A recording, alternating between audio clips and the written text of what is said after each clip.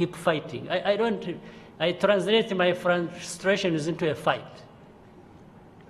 We just can't switch off that praise.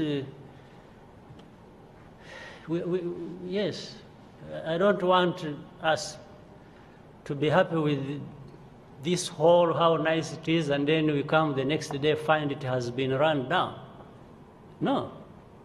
Right, that was President Paul Kagame in the 2015 National Leadership Retreat, definitely giving a stern message as far as whether praise is what we need to see on the government leaders or, taking them head on their performance. And of course, this leadership retreat is all about accountability on leaders. And let me now bring in our panelists. AIM's Next Eastern Forum. Thank you for joining us on the program, Natalie. Thank you for having me. A long time coming, eh? Yes. Very elusive, eh? Sorry, I've been elusive, yes. Yes, okay. Thank you so much for joining us. Also with us is Dr. Joseph Kurunziza, Executive Director, Never Again Rwanda, from the Civil Society Platform. I know. How are you doing? How are you doing? This is good to have you on the show. No, thank you. All right. It's a pleasure. Good. We'll be getting your perspective on this from a civil society perspective. Also with us from the location of the National Leadership Retreat is none other than Ambassador Olivier Nduhungirehe, who is the Minister of State in Ministry of Foreign Affairs, Cooperation and East African Community. Thank you for joining us from Gabiro. Thank you for having me, Eugene. I think I should just start with you. If you watched the intro of the show, definitely we saw the tone of President Paul Kagame in 2015 during the National Leadership Retreat. And of course, it was a stern kind of tone, definitely looking at the performance of the leaders as far as whether we should be looking at the success more than the failures of some of the government leaders. I want to hear from you, Ambassador Olivier, what you think the mood and the tone based on the performance so far of the government leaders meeting there will be from your own perspective, Ambassador Olivier. Thank you very much, Eugene. I think this 15th National Leadership Retreat is an important one because it's the first retreat after the adoption of the National Strategy for Transformation 2017-2024. And I think it will be a good opportunity for all leaders here in Gabiro to think on how to implement that NST1, the National Strategy for Transformation, in order to achieve our goals. You know that we have now 2 years until the end of our Vision 2020, and this strategy will also run until 2024, and the first 4 years of our Vision 2050. I think it will be a good start to see how we can implement our vision, our strategy, so that we can implement our two visions, the remainder of the Vision 2020 and then our Vision 2050. Right, perfect. Of course, we will be hearing also from the other panelists in studio, but what we understand is that among the topics that will be focused on, which we're also putting our eye on, is Rwanda in Africa and beyond. And of course, this session is aimed at looking or discussing Rwanda's role in the continent, particularly in light with the continual striving for self-reliance. I want to take you back to what we know so far as Rwanda's relations are concerned with its neighbors. Before we even go far out of Africa, let's start off with the East African community. Just next door in Burundi, we also have some issues. Of course, what we have seen happening across in 2016 when the country decided to ban some exports of some products into Rwanda due to what they called not so good relations with Rwanda. I want to hear what this leadership retreat will be looking at to avoid such or to deal with such issues as far as relations are concerned with our neighbors. Thank you. We have one of the sessions, the last one actually, is a session on Rwanda in Africa and beyond. We'll discuss broadly about how, as Africans, as Pan-Africanists, we can tap into homegrown solutions to achieve self-reliance. I don't think that will address particular issues regarding our neighbors, but definitely regional integration will be part of that session, of that discussion. And you said it right. We still have difficulties with some of our neighbors regarding our integration agenda within the East African community. There are the non-tariff barriers, which is that still exists between some of EAC partner states. And as you said it, we have difficulties on our border with Burundi because we don't trade as we should, because we are in the same common market, and we should be trading with each other. But the presentation will be broad about the role of Rwanda in Africa and beyond. Mm-hmm.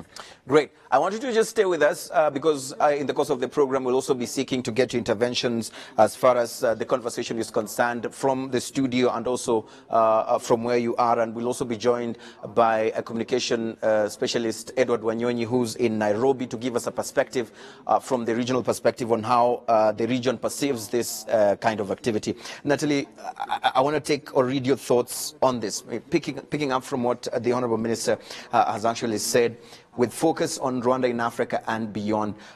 What sort of communication, what sort of discussions or expectations would you be specific, or they may go specific into issues, but what would be your concerns, especially looking at the real events or the unfolding of events? What we saw in, let's say, in the IALA session a few weeks ago during the vote for the speaker, we saw how geopolitics plays a hand in either stalling or making easy decisions as far as the region is concerned. They walked out, the delegation from Burundi walked out, paralyzing that particular program. What kind of answers, what kind of solutions are you expecting out of the leadership retreat as far as this topic is concerned? Well, not being at the leadership retreat, I can't speak to that, but I can say that obviously within our regional dynamics, there are challenges that are of a political nature and there are challenges that are of a structural nature, I would say.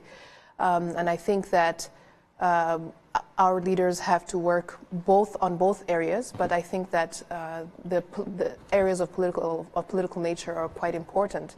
I mean, in the area where I work in science, for example, when we talk about the knowledge-based economy, for example, we have many African countries, especially in our region, have a lot of theories about that, but you find that a lot of the challenges that exist are of a structural nature, but mostly of a political nature, because once leaders are involved or have the political will to push forward, as we saw with the corridor projects, things get done. I think regional dynamics and politics will always be a part of, it has happened even in regional blocs like the EU. There continues to be friction among neighbors because you are neighbors, therefore you continue to have issues on your borders. But I think that our leaders in the region finding common purpose, common projects to work on for our common good is the way to go. And I believe our leaders are doing that. They're doing a frontal discussion as well as diplomacy, which is what is required. We have so many challenges. As you know, that on the West African bloc, they're doing a lot more. They're getting advanced more, whereas infrastructure projects, their monetary union, etc., they're much more advanced, and the East African Union has a lot to do to catch up. Right. And of course, if we look at it from the civil society perspective, I want to read your thoughts also, Dr. Joseph. How do you, first of all, read the tone, the objectives, and of course, the kind of focus areas as far as this leadership retreat is concerned from a civil society perspective? You do follow up on issues of health. You do look at issues of access to major basic needs for the people, not just in Rwanda but of course across the region. What sort of solutions also are you expecting out of this leadership retreat in these areas? Yeah, thanks a lot. Of course, I can say that it's work in progress. There are lots of challenges. What the development we want or the interventions that are needed, they all result from the economy. Mm-hmm.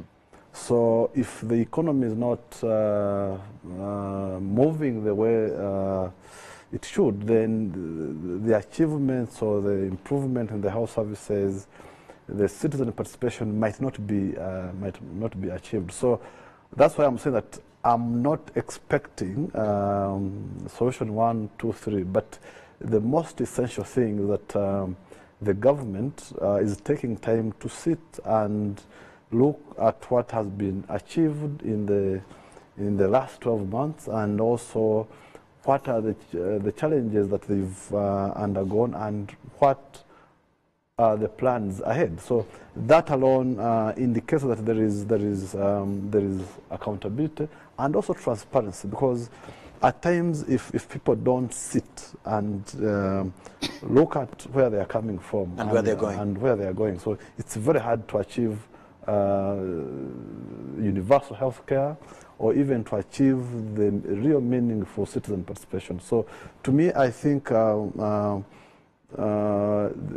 solutions might come even in 2 years or 3 years, but the most essential thing is that they are sitting and they are having a reflection on what they've planned and looking forward to 2020 and also 2050. So it's great that they have time to sit and forge the way forward. Some of those issues. Let me bring back the Honourable Minister. If you're still with us, I'm sure my panelists have also talked about some of the things that they expect and some of the projections or expectations that might not really be seen immediately. But I know for sure, or in one way or another, this issue might come up in the leadership retreat. You might correct me if you can, or tell me if it's part of the agenda. The issue, when we talk about Rwanda in Africa and beyond, of course, we are also looking at the kind of image that Rwanda is building for itself, the kind of brand we want out there. When people talk about Rwanda, what should they be saying? What should they be thinking about?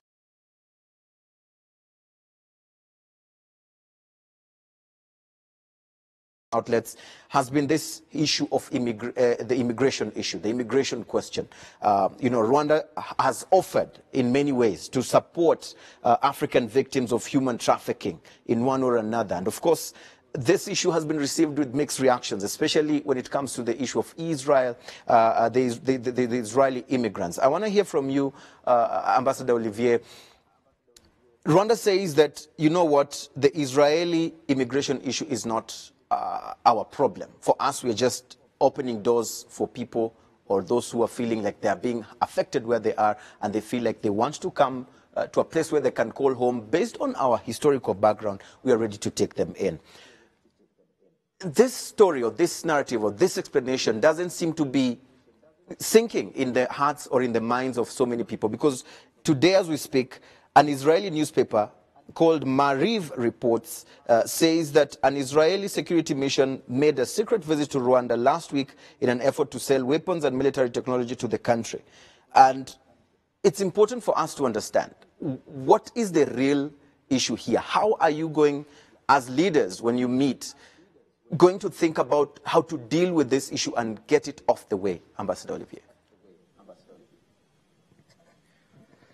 First of all, the policy of Rwanda is an open policy regarding migrants who have difficulties in the countries they fled to.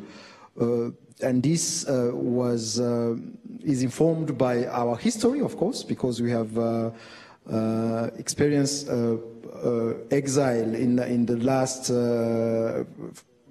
since the 60s and up to 94, but also our policy is informed by our values to open our arms to people in need, people who want a shelter.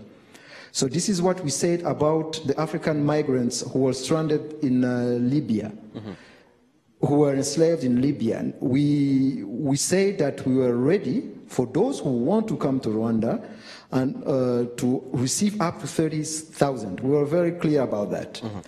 regarding the migrants who are in Israel, I think there are a lot of fake news that were around this story. Because, first of all, we didn't have any deal or secret deal with Israel. We have an open policy for every African migrant who want to come to Rwanda, who express the will to come to Rwanda. We will receive them, but we will never take any migrant who is deported against his or her will. This is very clear. We have been reading many things in the newspaper, in Israeli newspaper. Everything is fake. Our policy is clear. It's only those who will come here voluntarily without any form of constraint. Right. Thank you. And so do you agree? Do you agree that in one way or another, this is an issue that Rwanda should be putting its energy on to clear its name from what you've called fake news reporters? I mean, is it something that you're going to be putting your energy on, or you feel that let those who want to talk, let them talk, but what we know is exactly what we are saying? We have already issued two statements as a government, and there was also a statement issued by the Office of the Prime Minister of Israel. So, for the situation in Israel, if they have any internal issue regarding the problem of migrants, it's not Rwanda's problem. We have our own policy to receive people or migrants who want to come to Rwanda. Any problem regarding policies of any other countries, it's not our problem. Right. Let me bring in our panelists in studio also to just try to put their thoughts on this. Dr. Joseph, from a civil society perspective, looking at this issue, do you feel that it's one of those issues that would taint the image of Rwanda in one or another, because we're looking at Rwanda in Africa and beyond? What sort of effects do you think it would have on Rwanda, if any, if things remain the way they are, if we still continue seeing reports which the ambassador says is usually fake news? Does Rwanda stand to lose in any way if things remain the way they are right now? To me, what I can say is that from the civil society perspective is that I think what the government has come up with is great, because within our history, some part of our population were refugees for almost 32 years or even 35 years, just because of funny politics. So they understand the consequences of being a refugee. So that's why they've opened up the borders, so that if there's any African who has... Again, of course, to me, I would say that there is also some politics around those who might not be happy with maybe the stand that the government has taken. Because as Africans, why should we have our fellow Africans dying in Libya, or maybe trying to cross borders and going to Europe or US? So if African leaders can be able to create favorable environments in our countries, then we wouldn't be seeing Africans suffering in other countries, or maybe Europe, or maybe Middle East. So I think I wouldn't say that some people would be happy with the stand that the government has taken, because in politics, some people want to always brand themselves as people who are doing great. So some institutions or some countries or some media organs might try to be out to taint the image of Rwanda. The image of Rwanda. But then I think Rwanda as a country and with a visionary leadership, they have to stand on what they've decided, as long as it's in the interest of the African people. Right. Natalie, I mean, is Rwanda does Rwanda stand to be a victim of circumstances in this? You know, I've come as a country to say, you know what, based on my historical background, I cannot sit and see my fellow, you know, human being undergo inhuman acts. And then at the end of the day, Rwanda becomes, you know, a victim of this, being seen. I mean, do you also read it in the same direction? Well, it's not the first time that Rwanda has to deal with fake news. I think we've been dealing with fake news for quite a long time. And so there's finding that balance between responding to every fake news that comes out and actually responding to things that are of importance. And I think that there's never a good response to that. You have to find a balance as a government. But I want to broaden the discussion a little bit, because I think the way that migration is being discussed, it's very much a simplistic view, because they are refugees who are enslaved in Libya, but they're also refugees because of migration. And then if we broaden the discussion even further, they're expatriates who are migrants who come to Africa from other places, and they're considered expatriates, whereas if it's the opposite, they're considered refugees and migrants, economic migrants.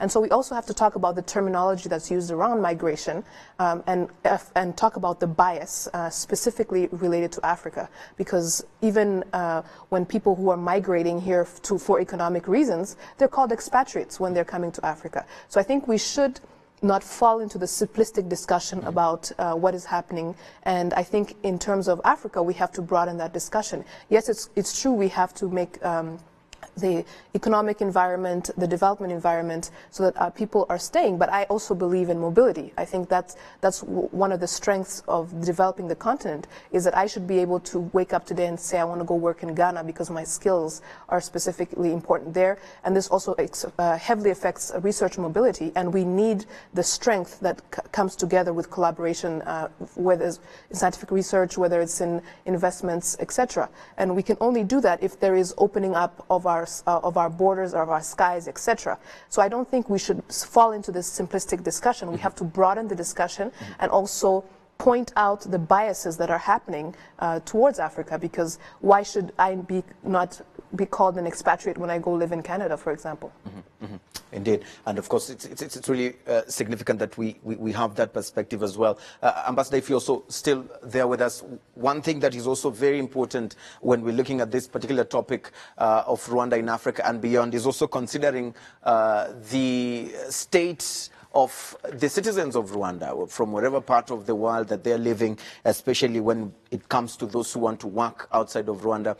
And I want to bring your attention to this issue, which I believe is not a new issue. It's something that, you know, communication has also been given towards it. And it's the issue of Uganda, which I would like you to just make it clear. I mean, give us the official perspective of the state of affairs as far as Rwanda-Uganda relations are concerned as well. And as you go to this retreat, what sort of reports will you be looking at? What sort of conversations will you be having as far as strengthening these issues of the relations between these two countries are concerned? There are reports or claims that things are not standing out well as far as Rwanda and Uganda is concerned. And there is even a report of a protest letter that was sent to Uganda over the arrest and deportation of some citizens who were doing business in Uganda. I'd like to hear how you would describe the relations between Rwanda and Uganda today. We have, I would say, difficult relations lately, and you said it about Rwandan citizens in Uganda were arrested. And we have been engaging the government of Uganda to try to solve this issue. And our head of state met twice in Addis Ababa in the margins of the last AU summit. And we hope that the situation will evolve positively. All right. Just for purposes of avoiding speculation, I'd like you to also clear the air on the fact that there are reports that probably the issues could not just be about this deportations or the arrest of these locals, but there are those who feel that it emanates from the issues of some deals that Rwanda and Uganda did agree on as far as regional projects are concerned, and Uganda did decide to pick on a different partner without consulting Rwanda. I'm talking about the oil pipeline and also the power generation projects that Uganda decided to actually go with South Sudan, leaving Rwanda sort of hanging. I mean, could this be part of the reasons as to why things are not looking out good in the relations between Rwanda and Uganda? Rwanda and Uganda, we are neighbors and we are members of both partner states of the East African Community. And of course, one of the projects of integration in our region is infrastructure. And the standard gauge railway from Mombasa to Kigali through Nairobi and Kampala. So we have some of those projects who are still ongoing, who have encountered difficulties, and we are continuing within the EAC, but also bilaterally, to try to solve those issues, because it is important that if we are partners in a community as the East African Community, we need to promote those projects. We can't have integration without those infrastructure projects. So we had recently, I think few days ago, a summit of the East African Community in Kampala. There was even a retreat on infrastructure and health, financing and development. So we are still partner. We have some challenges in implementing some of those projects, and I think we will continue to see how to solve those challenges and put in place those projects that are so important for the integration of our region. Yeah. Is it possible to tell us what those challenges are and how probably you would be looking ahead as you meet in dealing with them? So, the integration agenda of the East African Community has 4 pillars. There are the customs union, there was the common market, then the monetary union, and the political federation. We are now at the stage of common market. But even that common market, meaning free movement of people, of goods, of capital, have challenges between different partner states. Mm-hmm. We are not at the same level. For example, we have what we call one network area, mm-hmm. whereby we removed roaming fees between partner states, but there are only 3 countries that are part of that, mm-hmm. what we call variable geometry. So some of partner states get together to implement some of the project for our integration. So we still have issues, difficulties in implementing even the protocols we have signed regarding the common market. So we are discussing with partner states about how to fast track all those projects, including the infrastructure project, so that we get to the next stage, which is monetary union. Right. All right. Let's try and read your minds on this particular issue as far as the issue of projects within the regions are concerned, and the effect that they have as far as the relations between the East African countries are concerned, what they have. Looking forward, Natalie, I mean, how can the region be able to read this issue of what we read in some, papers, speculations of, mistrust, some in a cunning way, today we agree that we'll do this together, tomorrow I've picked Uganda to be my partner. How would this be dealt with, and what sort of impact do you see it having moving forward? Well, I think it's, like I said earlier, there's political issues and there's structural issues. I think implementation is a general issue everywhere in Africa. Whether you sign a protocol, you sign an agreement, the strength of that agreement is how you implement it. And, one of the things I admire about our president is his emphasis on implementation. And his comments to Mwenda was accurate to say it's good that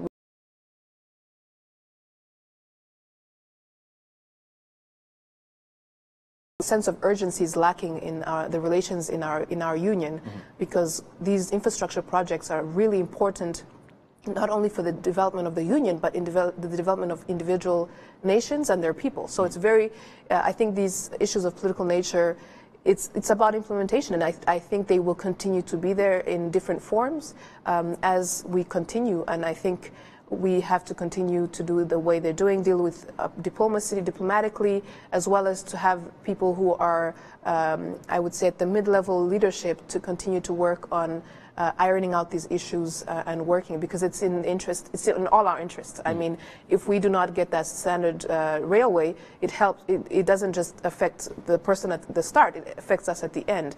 And I think that changing our minds and saying I have a better partner in this one is fine, but I think we have to think about also the spirit in which the union was created.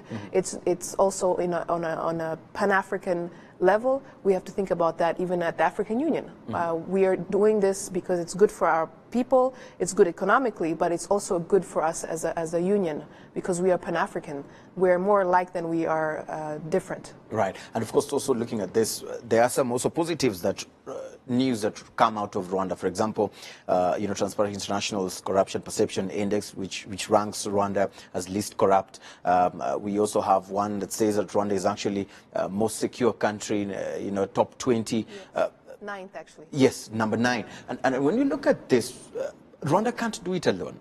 If Rwanda is secure but your neighbor is not secure, it affects the people of Rwanda who are actually trying so hard to be law-abiding citizens. So looking forward, basing on this topic of Rwanda in Africa and beyond, for how long will Rwanda continue doing it on its own? And doesn't that strain the will and the spirit of Rwandans who want to see a better Africa when the dream is not shared across the globe? Dr. Joseph. Yeah, one maybe before coming to what you've asked, that at times we need also to look at the context. As you might be knowing, it's almost now, it's coming to 24 years after the 1994 genocide against the Tutsi. So basically the country started from zero. And two, as I said at the start, some Rwandans never had an opportunity to have a country for almost 35 years. So when you look at Rwanda and these other neighboring countries, they have different history and different context. So I would say that in Rwanda, we have the Rwandan leaders are statesmen, because a statesman is someone who has no constituency. He looks at the entire, he works for the entire nation. So thinking and planning what is good for the country. So two, the politics are different. We have consensual consultations. People sit, you remember during the 1997, 98, the country had Rugwiro discussions. People sat and could ask themselves, what do we want? Right. What should we do? Right. So given the context of Rwanda, that makes it unique, and that makes people work so that they can be able to achieve what other countries had maybe achieved in the last 40 years. So, but again, coming back to what you had asked, that shouldn't stop Rwanda doing the right things, because you can you can mentor others, right. You can other people can learn from you, and you can influence quietly your neighbors, as long as you are always on the right track. So right. I think Rwanda needs to stay focused, keep doing the right things. So and we are seeing people shifting and requesting for residence in Rwanda. Why? Because because of the infrastructure development, because of the policy, the conducive policy. Most of the things that are not where they are. Yeah, so I think they shouldn't be discouraged with fun regional. I know the regional dynamics or regional politics might affect your plans, but they might not affect your vision. So I think the leadership needs to stay focused. Mm-hmm. Yeah. Yes. I just wanted to say that I think the expectation of difficulty should always be there when you're talking about integration. And that's at a regional level, but also much more at an African Union. President Kagame is the chair of the African Union. We should not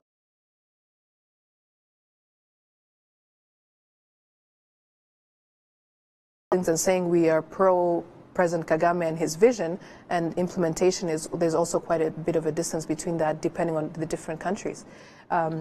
I think there has to be an expectation of difficulty and trying to balance pushing ahead with trying to get people as allies on board as we go forward.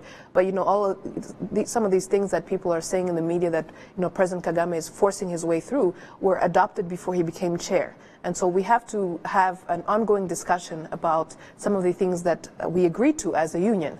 These are the things that we want to open up our skies. We want to, increase trade. These are things that we have to keep repeating, that we have agreed to do these things despite the difficulty and moving ahead with the people who want to move ahead. I think if we wait until 54 countries, 55 countries decide that they're going to go ahead, it's never going to work. It's never going to work. Right. Ambassador, I want to bring you back, if you're still there with us, of course, with what Natalie has just brought up on the issue of expecting, difficulties. And this brings us to the issue of, where we see Rwanda moving forward as far as President Paul Kagame being the chair of the African Union. There are those who feel that we will make some enemies along the way as far as, other African nations are concerned because of their way of doing things that might not agree with, President Paul Kagame's style of implementation of things. I want to read from you or hear from you from a government perspective or from a personal perspective as well. What are those challenges? What are those difficulties that you are expecting Rwanda to get in as far as Rwanda being or having the chairperson coming from Rwanda? Thank you. There are two issues here. There is the chairmanship of the African Union, and we have so many reforms to implement this year, including the Continental Free Trade Area that will be launched in Kigali next month in an extraordinary summit. There was the free movement of people and good and capital that was adopted during the summit. There was a single African transport market that was also launched. That is the chairmanship of Rwanda for this year 2018. Beside that, there is also the AU institutional reform. You know that President Kagame was selected by his peers as the leader of this reform in 2016 in Kigali in July 2016. That was before his election as chairman of the African Union. And of course, reform is something important, but also difficult, because there are countries, of course, who are not used to that, used to reform. But in any case, we need to reform ourselves, and it's really important. What we want to achieve is to focus as Africans on priority areas that have a continental scope, and then to align AU institutions to those priorities. And third, to reform the management of our union, be it at the political level or at the operational level. And then the last one, which was commented in the press, is the financial autonomy of our organization, because it's unacceptable that a continent of more than 1 billion people, 55 countries, still depends on donors, on partners at more than 75%. So there was that proposal of a levy of 0.2% on eligible imports to finance our activities. So, and of course we had, during the last summit in Addis, there was countries that expressed concern not on the content, not on the proposal, but on the process. Some were even requesting to refer the matter to ambassadors in Addis so that they discuss and then they submit it to the ministers and then to the head of state. But we already took a decision at the level of head of state last year in January to have that levy.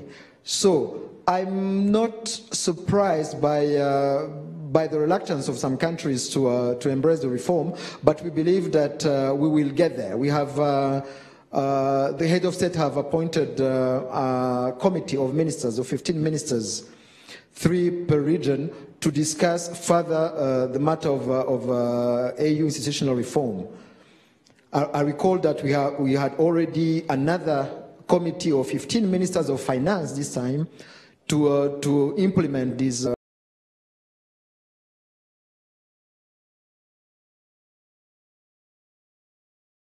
We have many reforms, as you said, and President Paul Kagame being at the helm of the AU chairmanship for just 1 year. And the question has always been, will he be able to do this within this time frame?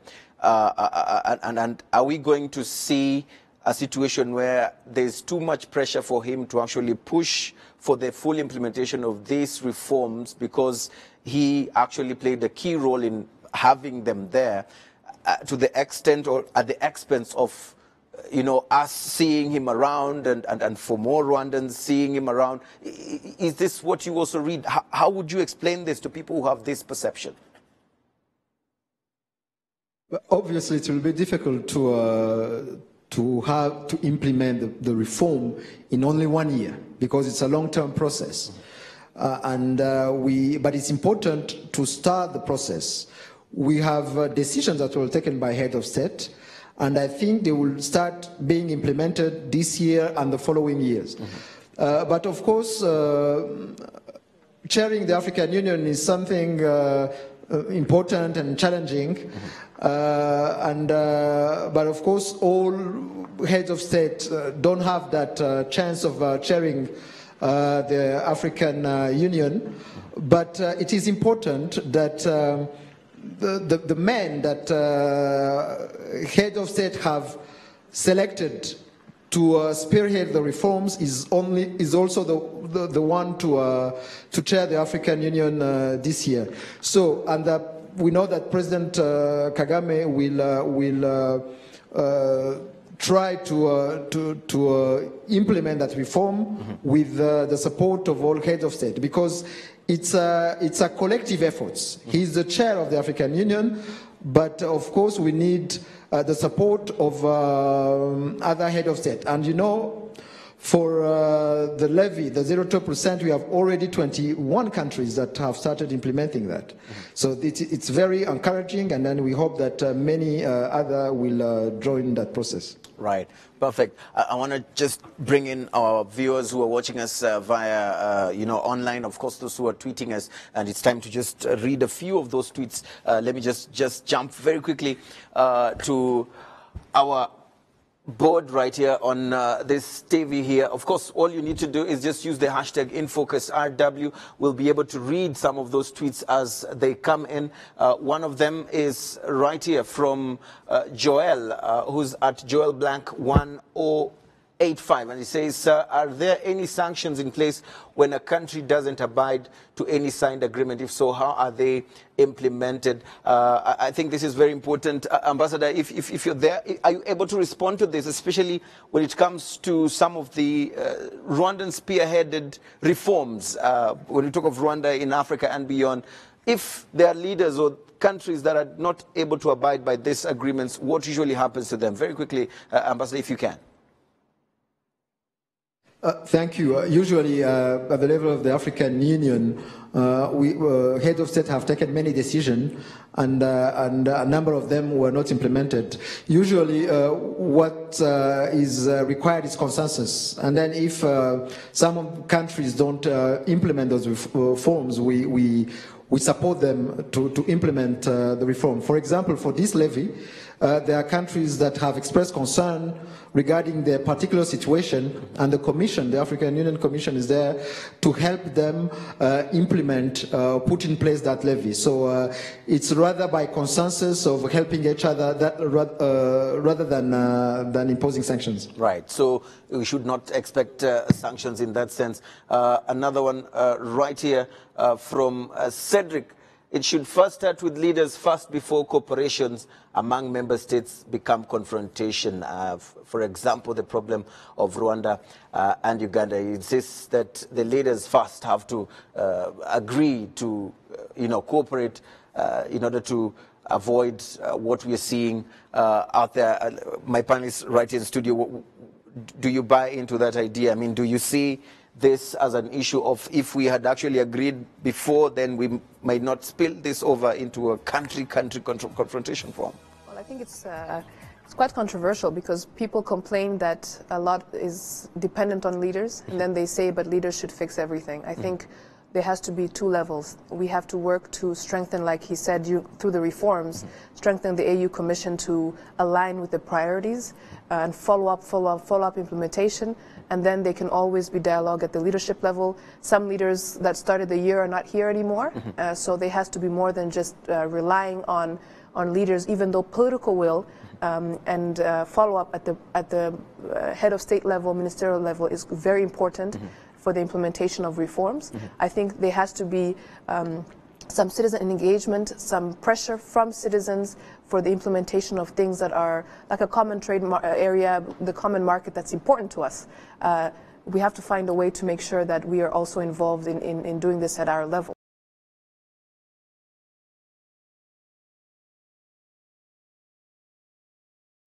Leaders are part of the society, so there is a need for ownership from citizens. That means even Africans in general. Right.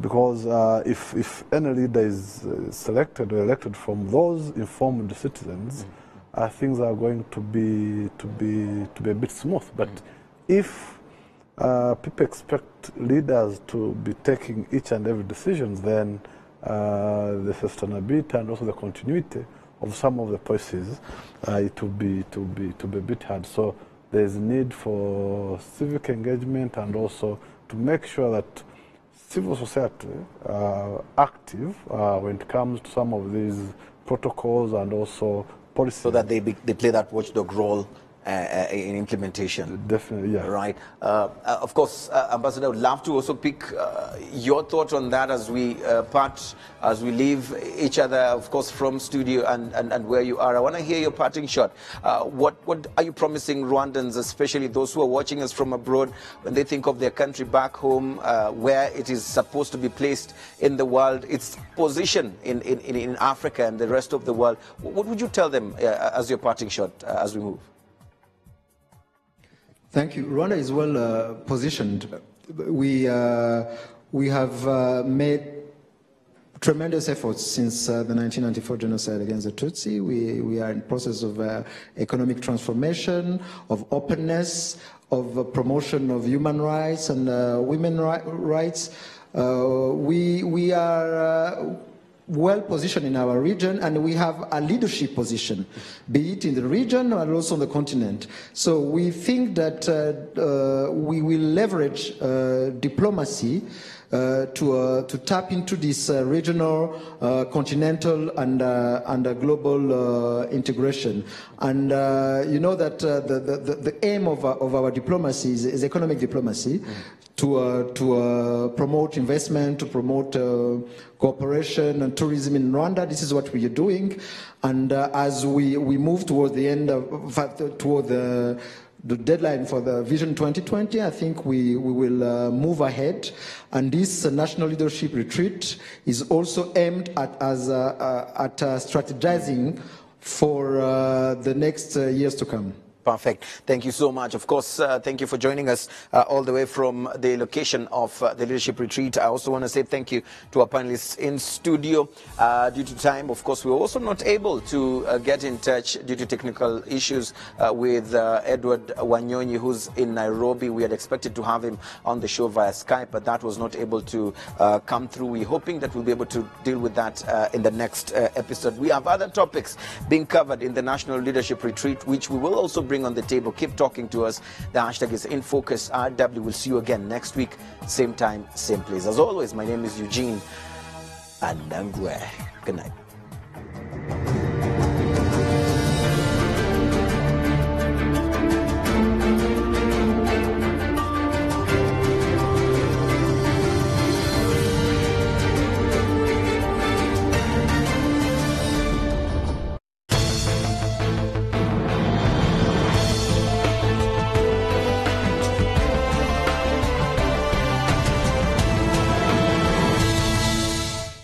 Rwanda, renowned for its tremendous ability to fulfill your dreams, invites you to connect more with your friends and family in Europe with 3 weekly flights to